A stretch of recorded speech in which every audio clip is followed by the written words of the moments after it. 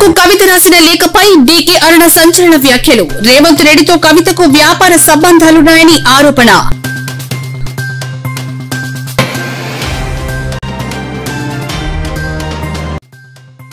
Vizag steel plant లో భారీ అగ్ని ప్రమాదం. ఆయిల్ లీకేజీ వల్లే ప్రమాదం జరిగిందని ప్రాథమిక నిర్ధారణ.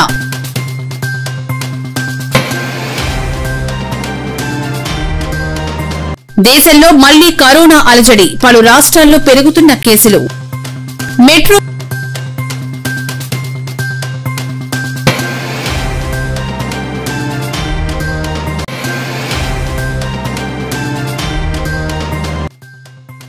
ప్రయాణికులకు గుడ్ న్యూస్. నేడు తగ్గింపు టికెట్ ధరలు విడుదల చేసిన మెట్రో ఎల్&టీ సంస్థ.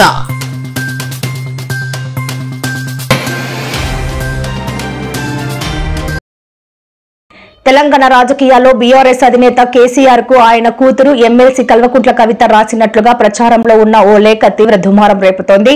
ఈ లేఖ వ్యవహారంపై బీజేపీ జాతీయ ఉపాధ్యక్షురాలు ఎంపీ డీకే అరుణ తీవ్ర స్థాయిలో స్పందించారు. అసలు కవితే ఈ లేఖ రాశారా లేక ఆమె పేరుతో వేరే వాళ్లు దీన్ని బయటకు వదిలారా అనే అనుమానాలున్నాయని ఆమె అన్నారు. ఈ లేఖ విడుదల వెనుక కాంగ్రెస్ పార్టీ పాత్ర కూడా ఉండొచ్చని డీకే అరుణ అనుమానం వ్యక్తం చేశారు.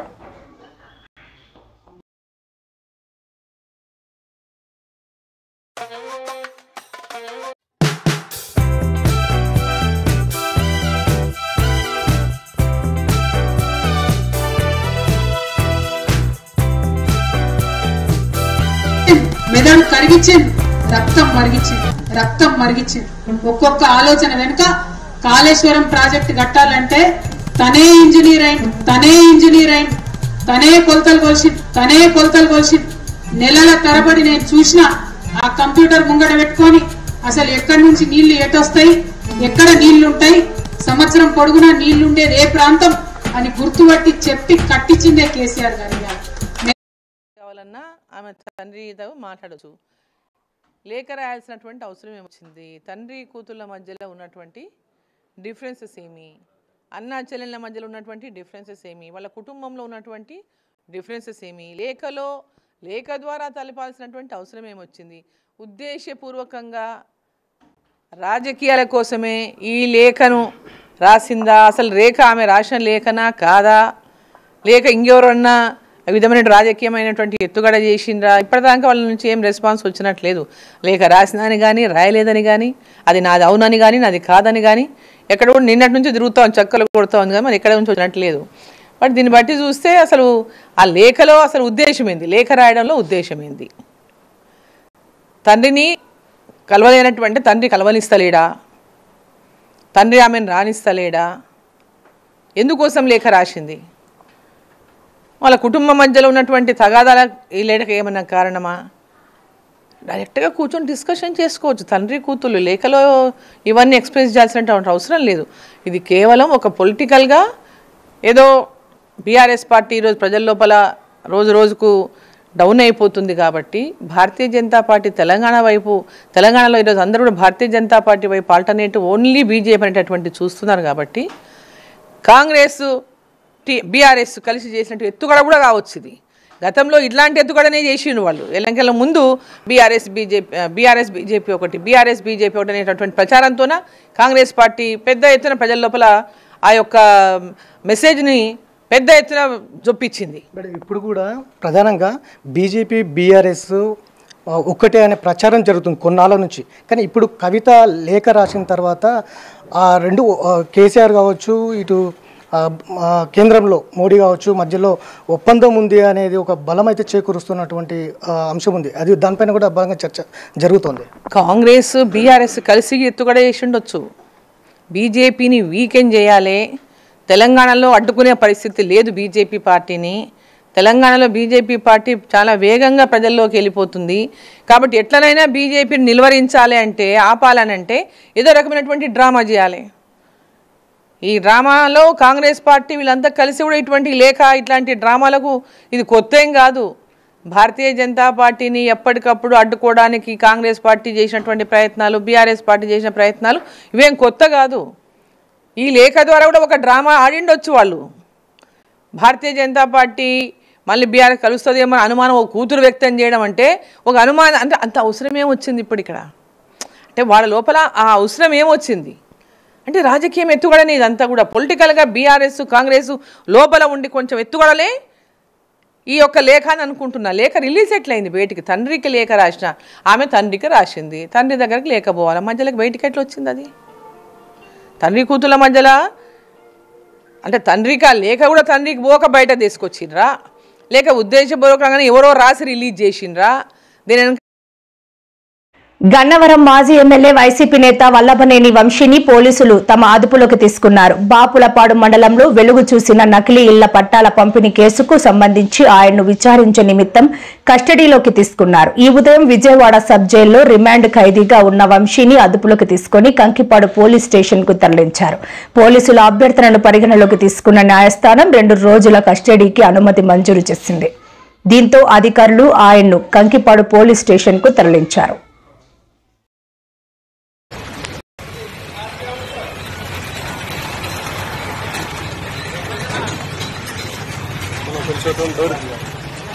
గన్నవరంలో ఒక పిల్ల సైకో ఉన్నాడు. కబద్దారు గుర్తుపెట్టుకోండి.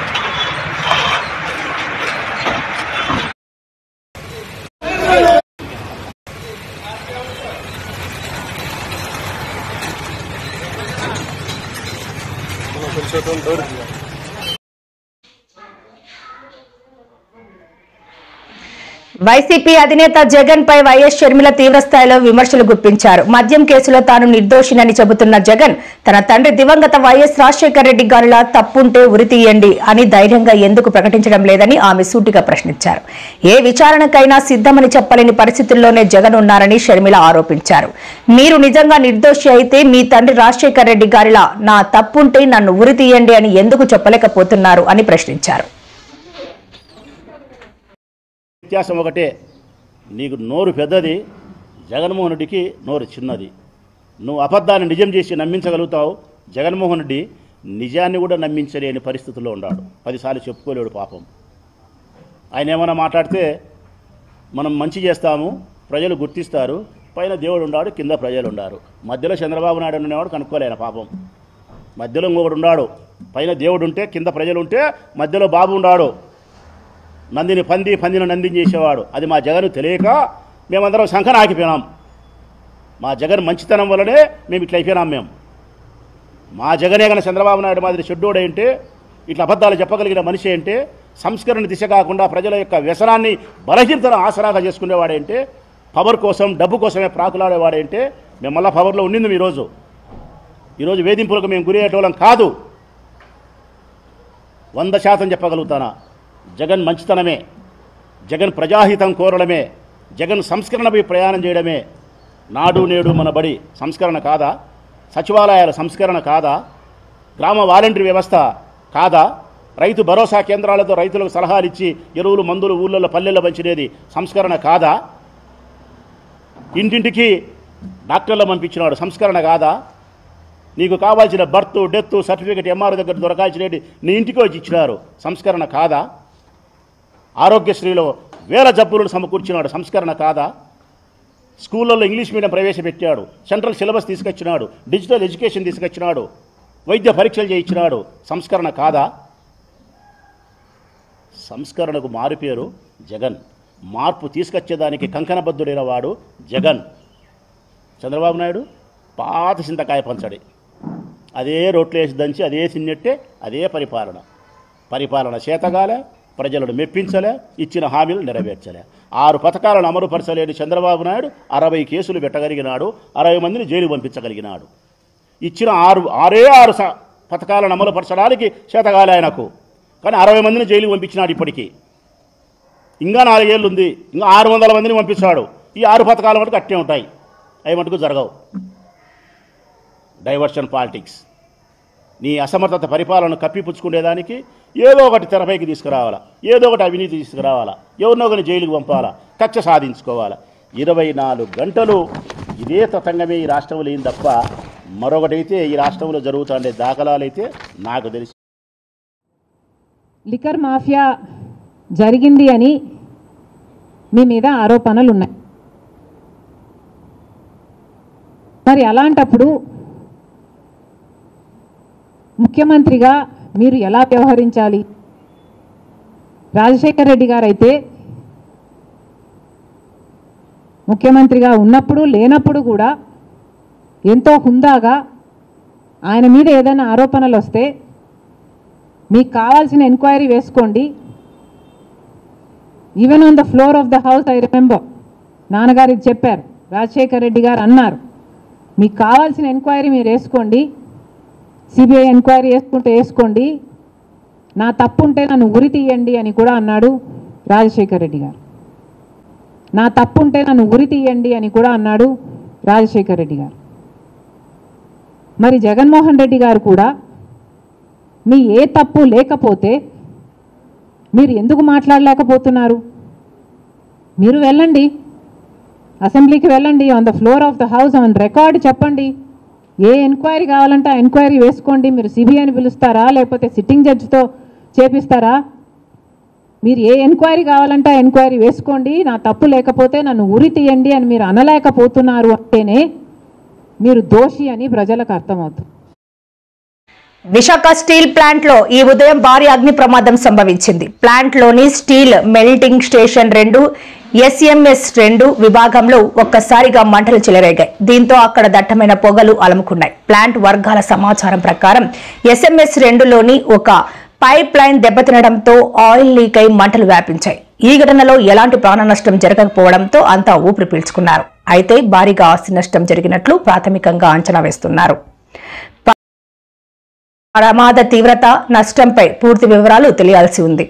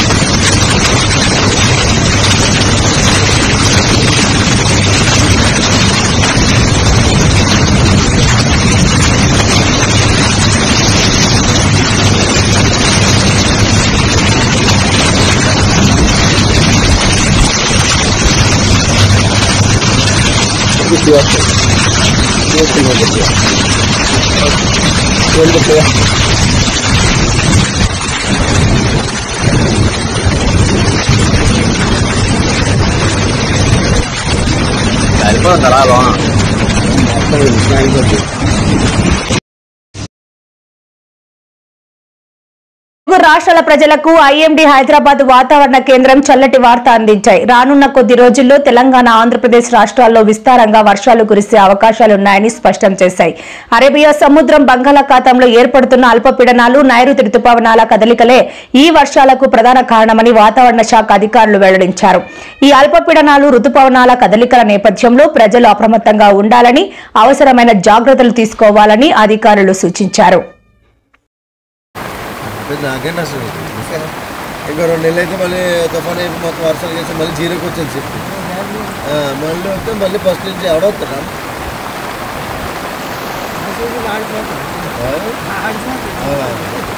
వాళ్ళు ఎవడ తిరుగుతుంది ఎవడొచ్చినా చేసుకుంటాడు అది ఏం చేస్తారు స్టప్ హోల్డింగ్ అడుగుతారు స్టప్ హోల్డింగ్ అడుగుతారు మంచి స్పీడ్ స్టప్ హోల్డింగ్ కడతారు కదా ఇంటికి పక్క ఇంటికి కడతారు స్టప్ హోల్డింగ్ కట్టేసి బాగా పే చేసుకుంటారు దానికే 10-15 లక్షలు అవుతుంది 10 రోజులకి 15 రోజులకి 4 రోజులకి ఇంటికి కొట్టేసి పెయింట్ వేసేది.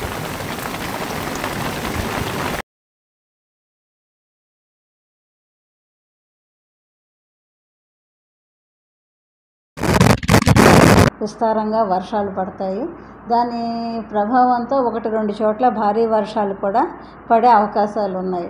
భారీ వర్ష సూచన ఉన్న జిల్లాలు వెస్ట్ గోదావరి, ఏలూరు, కృష్ణా, గుంటూరు, బాపట్ల, ప్రకాశం, నెల్లూరు. ఈ జిల్లాల్లో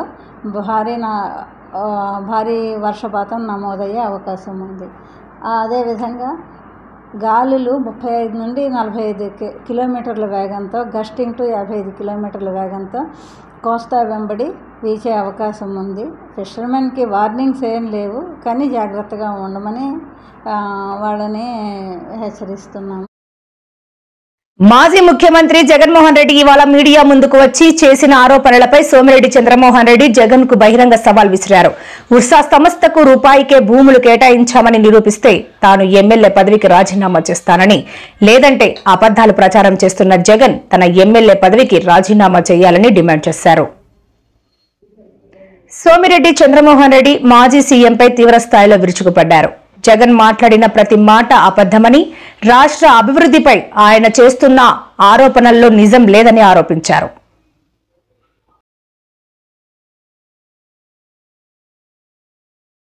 టీపీకి కార్యకర్తే నెంబర్ 1గా ఉంటాడని మాత్రం ఖచ్చితంగా చెప్తాను. ప్రతి కార్యకర్తకు నేను ఒకటే చెప్తా ఉన్నా, ఎవడెవడైతే మీకు అన్యాయం చేశాడో పర్వాలా, అన్యాయం చేయండి, చేయించుకుంటాం, టైం మీది, కానియండి, కొట్టండి అని చెప్పండి. ఆడు ఎవడు ఏం చేస్తా ఉన్నాడో పేరు రాసుకోండి. రెడ్ బుక్ అని నేను చెప్పను, కానీ పేరైతే రాసుకోండి. మీరు ఏ బుక్లో రాసుకున్నా పర్వాలా. రెడ్ బుక్ అని నేను చెప్పను, కానీ పేరైతే రాసుకోండి. మీరు ఏ బుక్లో రాసుకున్నా పర్వాలా. పేరైతే మీరు రాసుకోండి.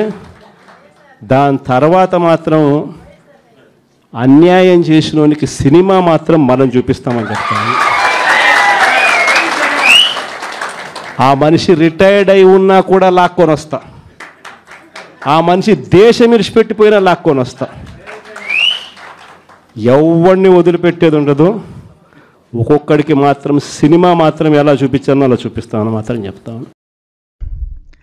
56 ఎకరాల 36 సెంట్లు, ఎకరా 50 లక్షలు. 56 ఎకరాల 36 సెంట్లు, ఎకరా 50 లక్షలు ఉర్సాకి ఇచ్చింది. ఒక్క పని చేస్తాం, తమరు ఎమ్మెల్యే, నేను ఎమ్మెల్యే. తమరు ఎల్హంక్లో విశ్రాంతి తీసుకుంటూ అప్పుడప్పుడు వచ్చి ఇటువంటి సొల్లు కబుర్లు చెప్పిపోతారు. ప్రజలు నమ్మించేదానికి మోసం చేస్తారు. మీరు చేసిన విధ్వంసం ఇప్పటికే మర్చిపోలేకపోతున్నారు. నేను ఒకటే అడుగుతున్నా, నేను తమరిని, ఇది కన్నా రూపాయికి ఇచ్చుంటే, ఇడ్లీ వడ రేటుకి ఇచ్చుంటే నేను రాజీనామా చేస్తా. సర్వేపల్లి నుంచి వచ్చి ఇక్కడికి వచ్చి రాజీనామా చేస్తా. తమరు ఎల్హంక నుంచి వచ్చి పులివెందులకు రాజీనామా చేయండి. పులివెందుల ఎమ్మెల్యేగా, నేను సర్వేపల్లి ఎమ్మెల్యేగా రాజీనామా చేస్తా. ప్రిపేర్ అవుతాం, ప్రజల తీర్పుకు కూడా ప్రిపేర్ అవుతాం. అంటే ఇంత పచ్చి అబద్ధాలు తమరు చెప్తే, తమరు అసలు వ్యవస్థల్ని 14th ఫైనాన్స్ పంచాయతీల్ని కూడా ముంచేసిన వాళ్ళు మీరు. తమరు 56 ఎకరాల 36 సెంట్లు, ఎకరా 50 లక్షలు.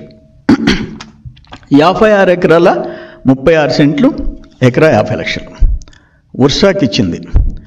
ఒక్క పని చేస్తాం, తమరు ఎమ్మెల్యే, నేను ఎమ్మెల్యే. తమరు ఎల్హంక్లో విశ్రాంతి తీసుకుంటూ అప్పుడప్పుడు వచ్చి ఇటువంటి సొల్లు కబుర్లు చెప్పిపోతారు. ప్రజలు నమ్మించేదానికి మోసం చేస్తారు. మీరు చేసిన విధ్వంసం ఇప్పటికే మర్చిపోలేకపోతున్నారు. నేను ఒకటే అడుగుతున్నా, నేను తమరిని, ఇది కన్నా రూపాయికి ఇచ్చుంటే, ఇడ్లీ వడ రేటుకి ఇచ్చుంటే నేను రాజీనామా చేస్తా. సర్వేపల్లి నుంచి వచ్చి ఇక్కడికి వచ్చి రాజీనామా చేస్తా. తమరు యలహంక నుంచి వచ్చి పులివెందులకు రాజీనామా చేయండి. పులివెందులు ఎమ్మెల్యేగా, నేను సర్వేపల్లి ఎమ్మెల్యేగా రాజీనామా చేస్తా. ప్రిపేర్ అవుతాం, ప్రజల తీర్పుకు కూడా ప్రిపేర్ అవుతాం. అంటే ఇంత పచ్చి అబద్ధాలు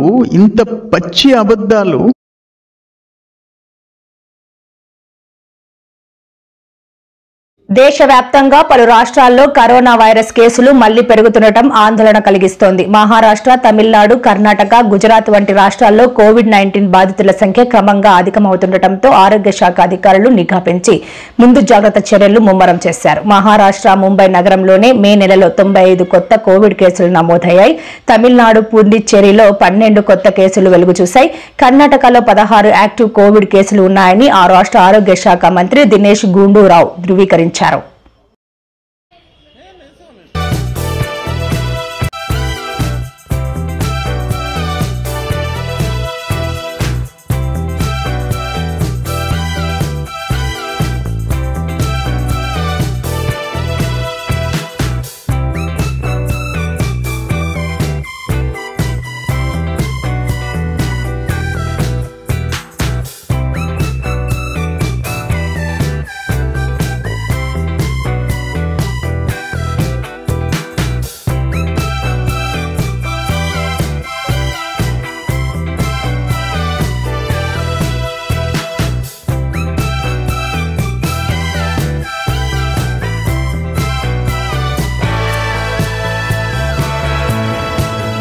Estaciones subterráneas que hay aquí en la...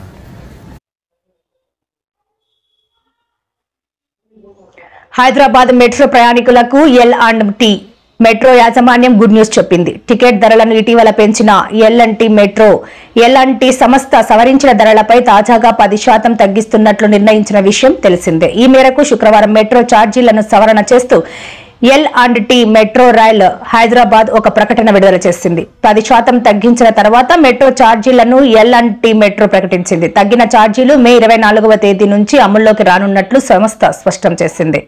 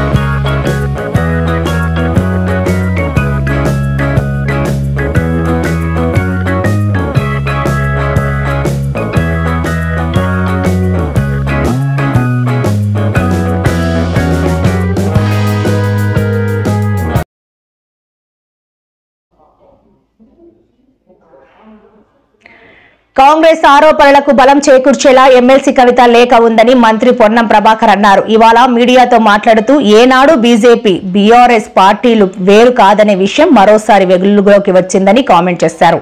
ఆ రెండు పార్టీల వ్యవహారం గల్లీలో కుస్తీ, ఢిల్లీలో దోస్తీ అన్న చదంగా ఉందని ఫైర్ అయ్యారు. బీజేపీ ఎందుకు బీఆర్ఎస్ ప్రశ్నించడం లేదని కాంగ్రెస్ ప్రశ్నిస్తే రాజకీయం అన్నారని, ఇప్పుడు అదే విషయంలో కేసీఆర్ ను కన్న కూతురుదే అడుగుతోంది, ఏం సమాధానం చెబుతారని ప్రశ్నించారు. కవిత చెప్పిందన్నారు. కవిత లేఖకి ఉన్నటువంటి అనుమానము, కాంగ్రెస్ పార్టీ చేస్తున్న ఆరోపణలకు బలీయంగా నిజ నిర్ధారణ జరిగేటువంటి విధంగా ఈరోజు కవిత గారి లేఖ ఉంది. కవిత గారు అడిగిన ప్రశ్ననే కాంగ్రెస్ పార్టీ, టీఆర్ఎస్ లోని కొంతమంది కూడా ఎందుకు భారతీయ జనతా పార్టీతో స్నేహపూర్వకంగా ఉంటా ఉన్నారు, గత 10 సంవత్సరాలు కేంద్రంలో బీజేపీ, రాష్ట్రంలో టీఆర్ఎస్ పార్టీ ఉన్నప్పుడు వారితో స్నేహపూర్వకంగా ఎందుకు ఉన్నారు, ఇది మంచిది కాదు కదా, ఇంత పెద్ద ఎత్తున కేంద్రము రాష్ట్రానికి అన్యాయం చేస్తుంటే కూడా, లేదా దేశవ్యాప్తంగా భారతీయ జనతా పార్టీ చేస్తున్నటువంటి తప్పులను, అన్యాయాలను ఎందుకు ప్రశ్నిస్తలేరు కేసీఆర్ గారు అని కాంగ్రెస్ అడిగితే రాజకీయం అన్నారు. ఇలా కవిత గారే అడుగుతా ఉన్నారు, దాని మీద జవాబు చెప్పాల్సిన అవసరం ఉంది. అంతేగాక ప్రజాస్వామ్యానికి అవకాశం లేని party TRS party, BRS party.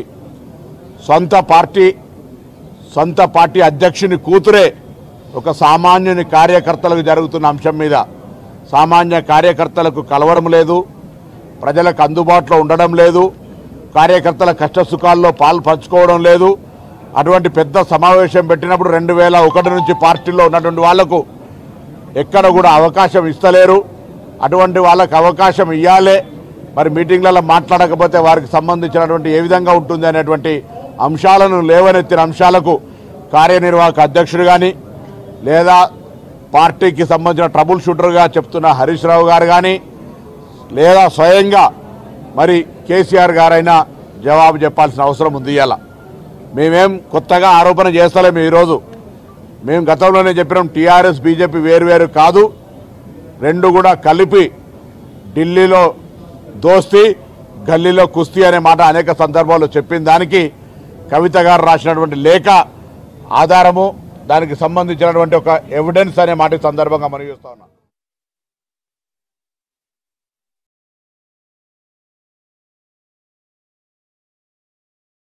నోటీసులు జారీ చేశారు. అనారోగ్య సమస్యలను సాకుగా చూపి అమెరికా వెళ్లేందుకు ప్రయత్నాలు చేస్తున్నారని, వెంటనే పాస్పోర్ట్ సీజ్ చేసి ఆయన కదలికలపై ఎప్పటికప్పుడు నిఘా పెట్టాలని టీడీపీ కనపర్తి శ్రీనివాసరావు డీజీపీ హరీష్ కుమార్ గుప్తాకు ఫిర్యాదు చేశారు.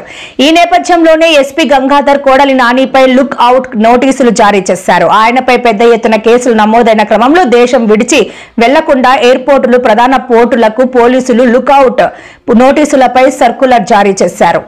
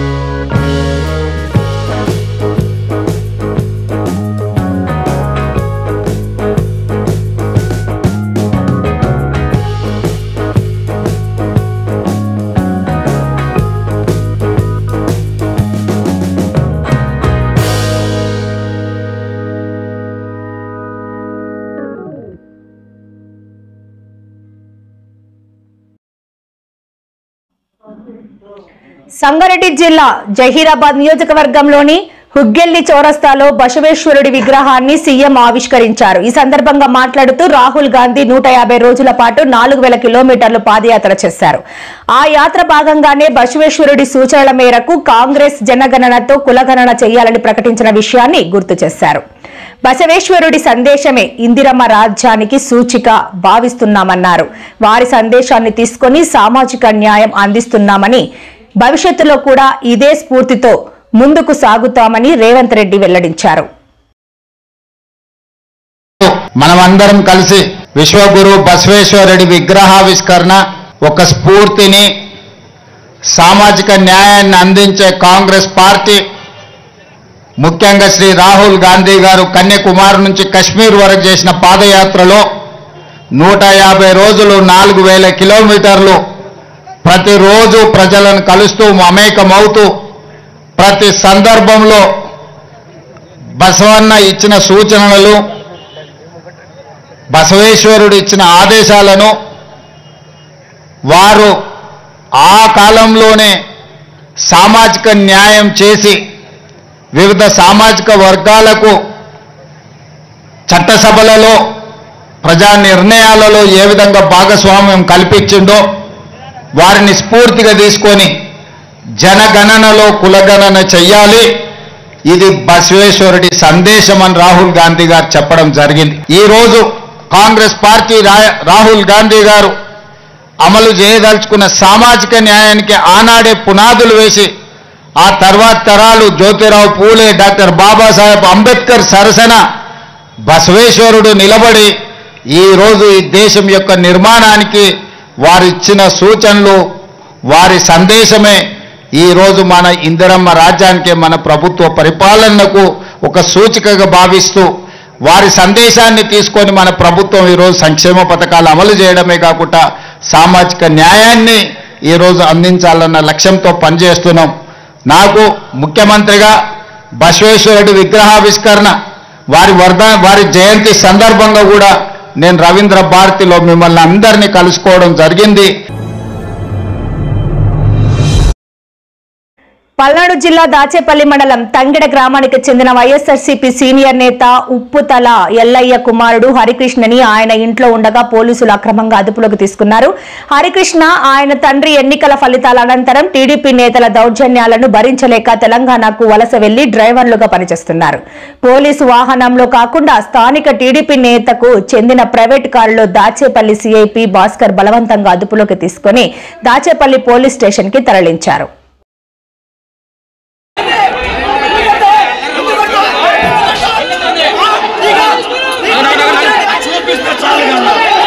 చూపిస్తే చాలుగా